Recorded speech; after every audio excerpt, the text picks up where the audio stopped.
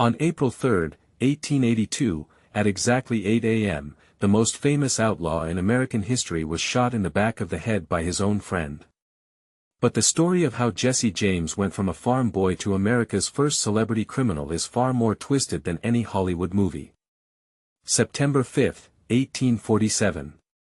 Alexander Franklin James was born into a world that would soon tear itself apart. His younger brother Jesse followed 3 years later. Their father, Robert James, was a Baptist minister and hemp farmer in Clay County, Missouri. When Jesse was just 3 years old, his father abandoned the family to chase gold in California, where he died of fever. This abandonment would plant the first seeds of rage that would eventually make Jesse James the most wanted man in America. By 1861, Missouri had become a blood-soaked battleground. The Civil War wasn't just North versus South here, it was neighbor against neighbor, brother against brother. Pro-Union militias called Jayhawkers terrorized Confederate sympathizers, while pro-Confederate bushwhackers retaliated with equal brutality. At just 14 years old, Jesse James watched Union soldiers torture his stepfather and hang him 3 times to force information about Confederate guerrillas. They didn't break him, but they created a monster. In 1864, 17-year-old Jesse joined the most feared Confederate guerrilla unit in Missouri, Quantrill's Raiders. Led by the psychopathic William Quantrill, this wasn't a military unit, it was a death squad. Jesse witnessed the Lawrence Massacre, where 164 unarmed civilians were slaughtered in cold blood. Under Bloody Bill Anderson, Jesse learned to scalp enemies and wear their scalps as trophies. The war was teaching him that violence wasn't just effective, it was profitable. When the Civil War ended in 1865, most soldiers went home. But for Jesse James, there was no home to return to. Confederate guerrillas were hunted like animals. While attempting to surrender under a white flag, Union cavalry shot Jesse in the chest, puncturing his lung.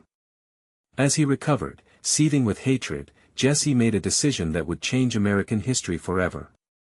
If society wouldn't accept him as a citizen, he'd make them fear him as an outlaw. February 13, 1866. The Clay County Savings Association in Liberty, Missouri. At exactly 2 p.m., 3 men walked in wearing long coats. What happened next lasted less than 4 minutes, but it changed crime forever. They stole $15,000, worth over $300,000 today, and murdered an innocent college student in broad daylight. This was America's first peacetime daylight bank robbery.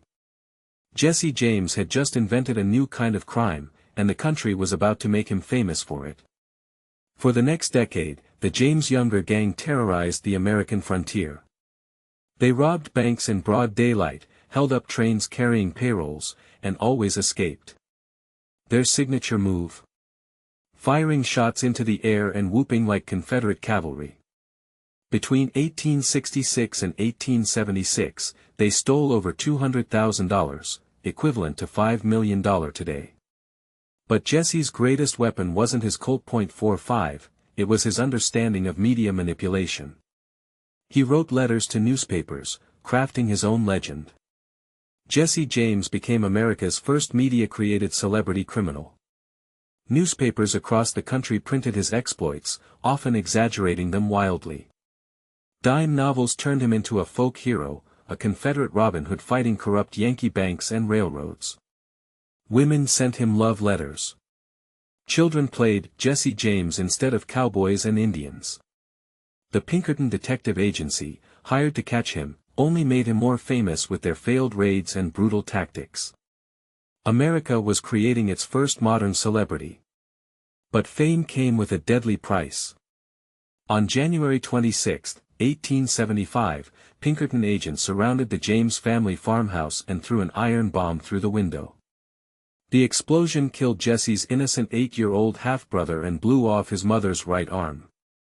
The public was horrified. Missouri's legislature actually considered granting Jesse amnesty. The Pinkertons had turned a common criminal into a martyred symbol of resistance against corporate power and government overreach. September 7, 1876. Northfield, Minnesota. Jesse's gang attempted their most ambitious heist yet, robbing the First National Bank in hostile Yankee territory. But the townspeople fought back with a vengeance. In a bloody 20-minute street battle, citizens armed with rifles cut the gang to pieces. Only Jesse and Frank escaped. The James Younger gang was finished, but Jesse's legend was just beginning to consume him from the inside. For 6 years, Jesse lived like a hunted animal. He moved constantly, trusted no one, and grew increasingly paranoid. The $10,000 bounty on his head, worth $300,000 today, turned every stranger into a potential assassin. He recruited new gang members, but these weren't loyal Confederate veterans, they were opportunists who saw dollar signs when they looked at him. Among them were 2 brothers who would seal his fate, Bob and Charlie Ford. April 3, 1882. St. Joseph, Missouri. Jesse James was living under the alias, Thomas Howard, in a small house with his wife and 2 children. That morning, the Ford brothers were visiting, planning another robbery. But they had already made a secret deal with Missouri Governor Thomas Crittenden. At exactly 8 a.m., as Jesse turned his back to straighten a picture on the wall, the only time he ever removed his guns, Bob Ford drew his revolver and fired a single shot into the back of Jesse's head. Bob Ford expected to be hailed as a hero, but America reacted with outrage. They had murdered a legend, and legends aren't supposed to die from a coward's bullet in the back. The Ford brothers were tried, convicted, and pardoned in the same day, then spent years fleeing lynch mobs. Bob Ford was eventually shot dead in a Colorado saloon in 1892.